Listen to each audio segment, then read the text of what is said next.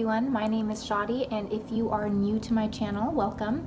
I have not put out a video in a hot minute, so I figured that now, since my daughter Mila is taking a nap, is probably the best time to kind of sit down and put out this long overdue video about difficulties of me getting pregnant with my second baby. So I currently have one daughter right now and a fur baby, but my husband and I have been trying for baby number 2 since my daughter turned 1 last August. So in about a month, my daughter will be turning 2, and we are still not pregnant with baby number 2. So it's been about almost a year of trying, but it's a little bit tricky because I nursed my daughter up until about 13 months, and I didn't get my cycle back until about 15 months. So given the fact I may have not even been able to conceive for the first few 3 to 4 months of us trying to get pregnant. So I'm going to go ahead and tell you some of the things that I've experienced so far, some things that we are doing in order to increase our chances of getting pregnant, some things that I've done differently, and kind of just give you a little background of what's been going on. With Mila, our daughter, we got pregnant on the first try. So initially, I thought getting pregnant the second time around was going to be super simple, but little did I know, it's not always the case. I've actually, now that it's been all these months, I kind of started getting concerned and kind of started researching and asking my OBGYN about it.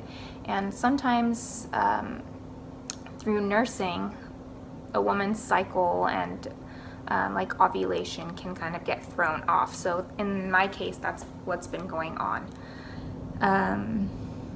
Let's see. So after about a few months of trying, I was a little bit concerned, not only for the fact that I'm not getting pregnant, but the fact that I hadn't started my cycle yet. So I went to the doctor, got some blood tests done, testing to see if my hormone levels were accurate, like if they were in a good level in order to be able to conceive, and everything was given a clear, and everything seemed to be going well. Another thing that I decided to do is get an ovulation testing kit to test when I'm ovulating. So I had been using these strips to see when I ovulate, and believe it or not, the first time it actually showed that I'm ovulating was maybe last month. So for me, I was like, how accurate is this? Is there something wrong with me? Why am I not ovulating? But side note, I didn't do it super consistently. I just did it based on when I thought I might be ovulating, so I did it for a few days.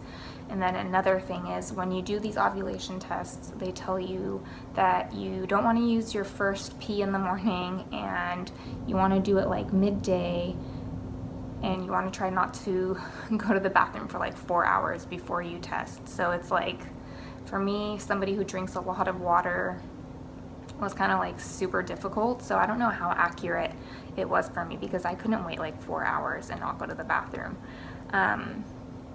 Another thing that I have been doing since trying to have baby number 2 or conceive baby number 2 is I've still been taking my prenatal. So I've been taking prenatals.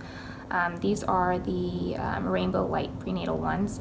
I've been taking these since before, when we were first trying to have my daughter Mila. So I've been on these for over 2 years now. They're great vitamins. I had a really easy time taking them, so that's something that I've continued to take. So I've been taking prenatals. I've been doing the ovulation tests.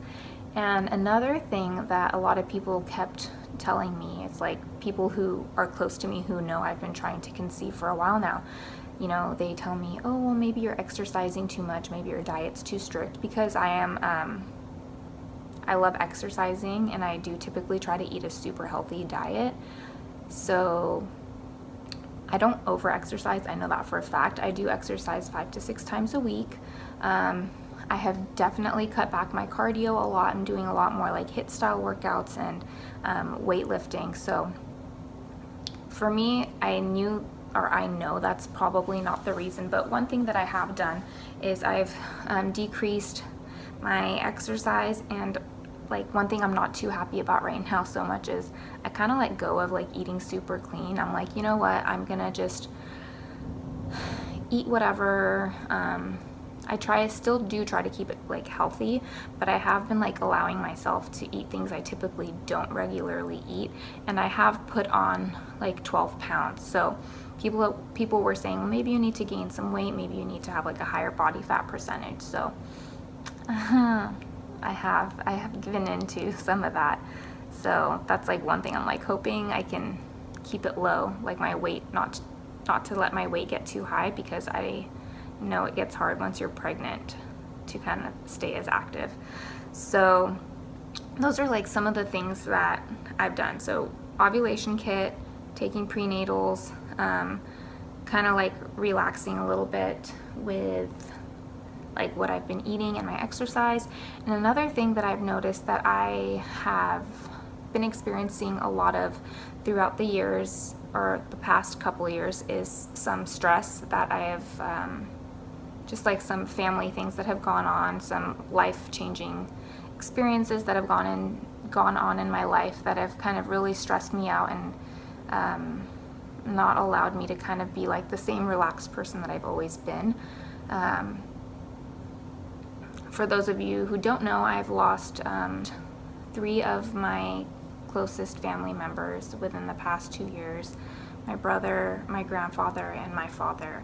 So life has been definitely a lot different than it has or had been in the past. I've definitely picked up a lot of stress, a lot of kind of like negative like emotions and thoughts, but it's definitely something that I work on a daily basis, something that I've been struggling with, but also been struggling to overcome.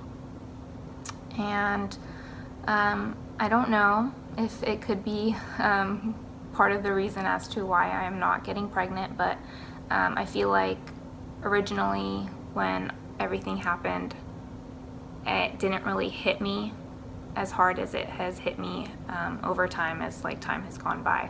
So I think, you know, everyone's circumstances are a little bit different. So those are the things we've been doing. Just recently, my husband and I have discussed that we're gonna stop trying to get pregnant. Like, I have an ovulation calculator on my phone. It's an app called Glow. I've been like tracking it on that, and we kind of decided we're gonna stop looking at that. My hormones could be totally off. I could not even be ovulating when it says I'm ovulating. So we're just gonna kind of relax about it a little bit. We've both discussed it's definitely not like as fun and enjoyable of a thing to do anymore. It's kind of like a task for us. So we're just going to, you know, forget about it, enjoy the process, and move forward from there. Anyways, I don't know if any of you guys have experienced anything like this before, or how long you've been trying, but over time, the more I talk to people about it, the more I find out that it's not as uncommon as I like think it is in my head. A lot of people do try for months, years, and you know, I can't say I'm not thankful. I know I already have one beautiful, healthy baby. So even if that's all God gives us, then I'm more than thankful. But definitely would like to keep trying to grow our family and continue on this journey. So we'll see where it goes. If you guys have any tips, if you guys have any similar stories, different stories you'd like to share with me, you can leave some comments down below. Go ahead and give this video a like to show your support and to wish us luck on our journey. I really appreciate you guys, you know, coming to my channel, watching my videos, and showing me your support. So I hope to catch you guys in the next video, and I will see you guys next time.